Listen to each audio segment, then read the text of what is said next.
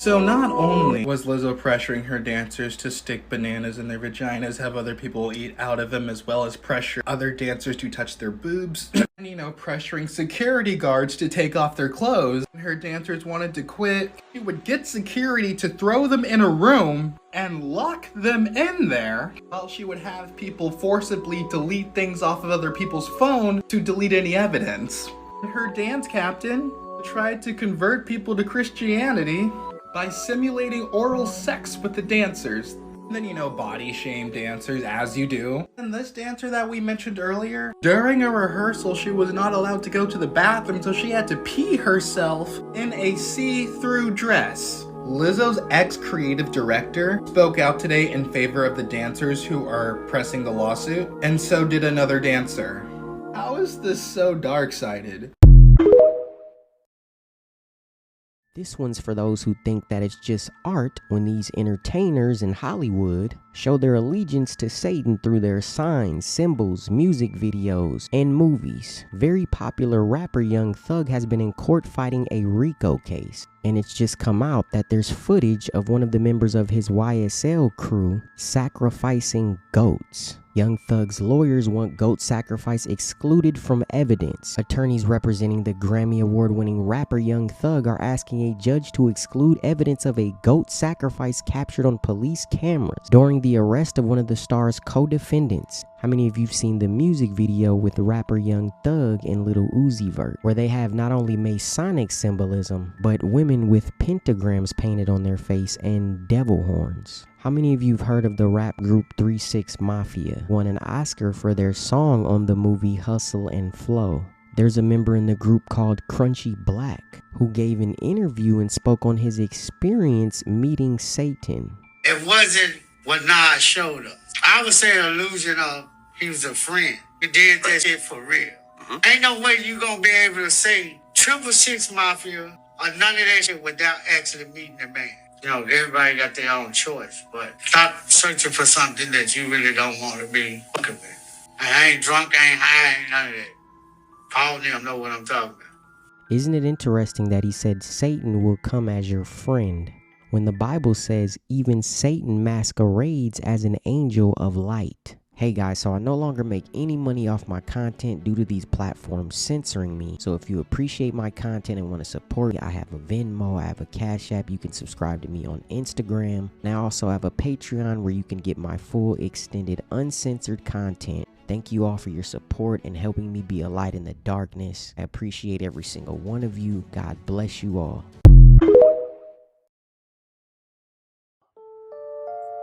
I want y'all to look at my neck. I got a fat neck. You see that, Roseanne? I do. Look at mine. It's all Right. wrinkled. If y'all see another Monique and that neck ain't fat, Are you saying that you think they take people out and clone them and put a robot in their place? well, this is what I'm saying. I don't know what they doing. I don't know what they doing. What I know is our eyes, it's like you almost saying, are my eyes deceiving Right. me? Am I saying what I think I'm saying? So I don't know what they're doing. I'm just telling y'all, if you see me and my neck ain't fat. When I make the statement, this is what happens when you don't go to the room. What Tyler Perry showed me, Lee Daniels, Oprah Winfrey, and Lionsgate. When you don't do what we ask you to do, we'll take your livelihood. So for 8 years, my family has suffered and my career has suffered because what I would not allow those entities to do was bully me. And because I didn't allow the bullying to happen, this is now what I sit in. Yeah, we have to go. Yeah.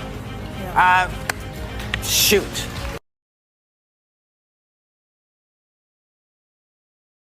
The Nickelodeon Creep Club is the nickname given to this group of 5 men who behaved inappropriately with minors while working at Nickelodeon. I'm going to go through all of these guys, but let's start with Ezel Channel. Now, Ezel, I think that's how you say his name, E-Z-E-L, was an animator that worked for Nickelodeon a couple of decades ago. He was an animator that worked in the Burbank offices of Nickelodeon in California.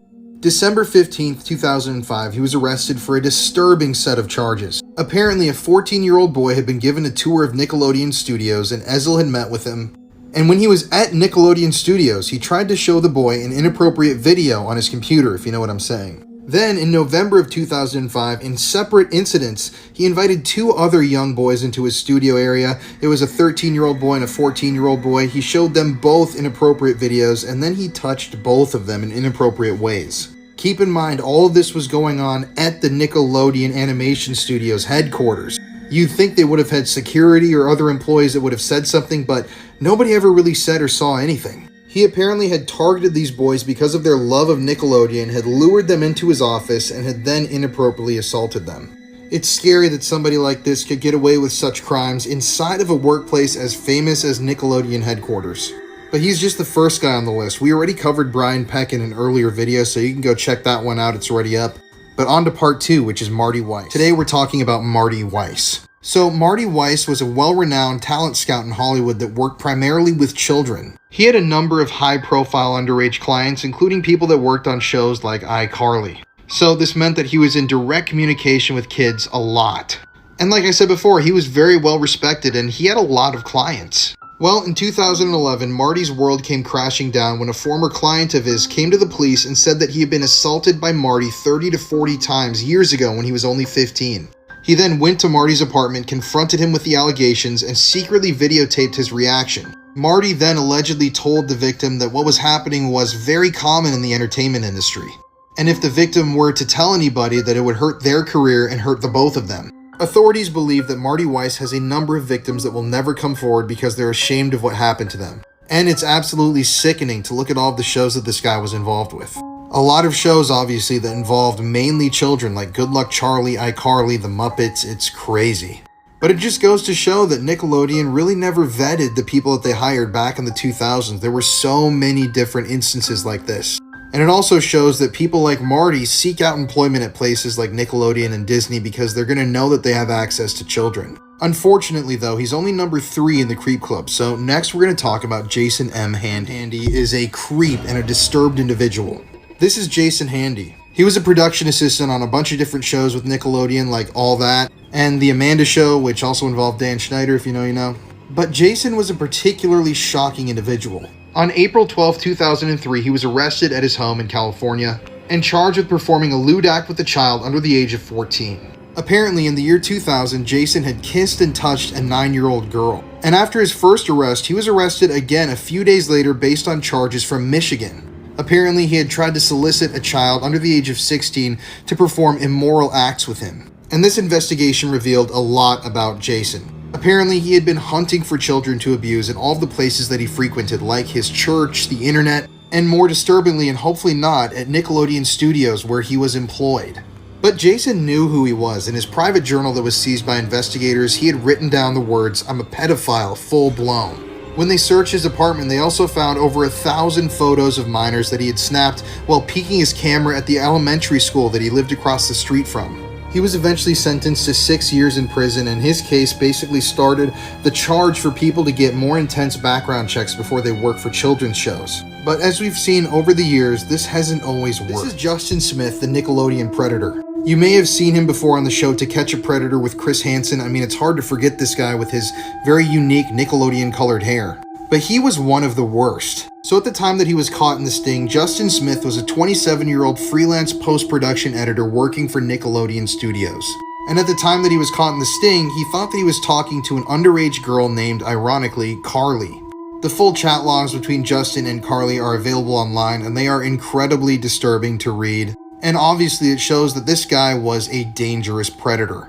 Like always happens with these predators online, he engaged this girl in a very normal way at first, and then it slowly descended into these dark, very, very inappropriate discussions, which then led Justin to show up at the Sting house knowing that he had everything to lose. Now, I would count Justin as an unofficial member of the Nickelodeon Creep Club, because there have been a number of people that have worked at and for Nickelodeon that have abused kids, and have been suspected of abusing kids over the years.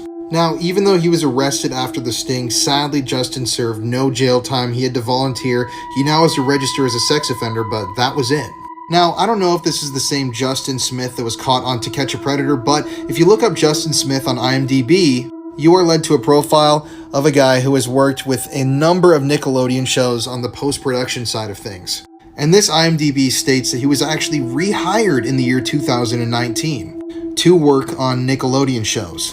Now, I don't know if this is a different Justin Smith, and I definitely don't want to slander his name if it isn't the same guy that we're talking about here, but if it is, I cannot believe Nickelodeon would rehire a attempted child predator to keep working on children's shows. And if that is true, it would show that Nickelodeon never really learned their lesson from any of these cases. Dan Schneider, the man behind shows like iCarly and Victorious, has been accused of a number of bizarre things over the years, so let's talk about them. So if you don't know who Dan Schneider is, he's a former showrunner for Nickelodeon who had his hand in a ton of different shows. Shows like The Amanda Show, iCarly, All That, and so many others. And it was a few years ago when these allegations began to come out against Dan, so let's go back in time. First of all, we have to talk about how this guy has an obsession with feet. I mean, think about the old Nickelodeon logo. He had a hand in that logo being made. Here are just a few of his tweets from back in the day talking about children's toes. He's talking about Victoria Justice getting ketchup poured on her feet.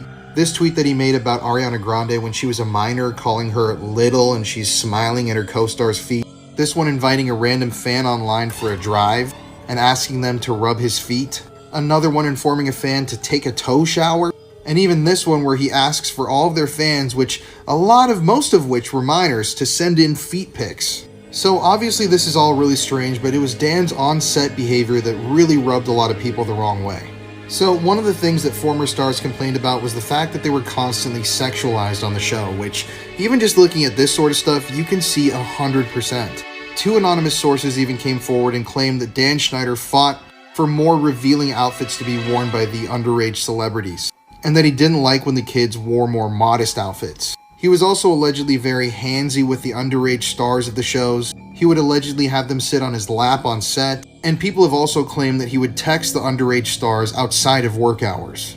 I mean, all you have to do is look for photos and videos of him on set with some of these stars, and they're all obviously very, very uncomfortable with the way he's treating them and the way that he's acting around them.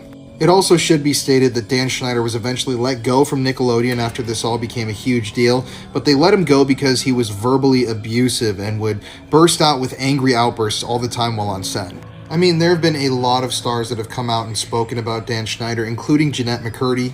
In her memoir, she refers to a person known as The Creator, which people think obviously is Dan Schneider, and she claimed that he pressured her into drinking alcohol and then giving him a massage. And this is something that Dan has basically admitted to and asked for forgiveness for. He actually asked these underage stars of the shows for massages at different times, which is just, once again, really, really strange and should never happen. So basically, Dan was using his power and his position to manipulate all these people into giving him what he wanted, and no one was really able to question it.